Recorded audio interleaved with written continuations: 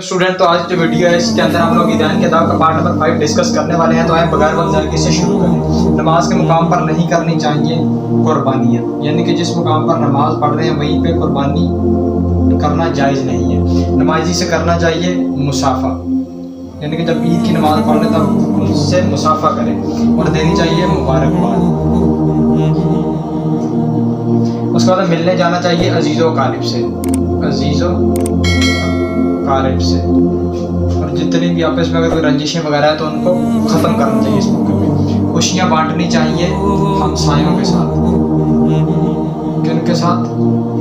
हमसायों के साथ भी क्या किया जाए, खुशियाँ बांटी जाए। कोशिश करनी चाहिए अताते खुदा की, यानी कि खुशी के मौके पर आउट ऑफ कंट्रोल ना हो जाए, बल्कि असाब के ऊपर काबू लाते हुए अल्लाह पाक के अहकाम को भी मद्देनज़र रखा जाए।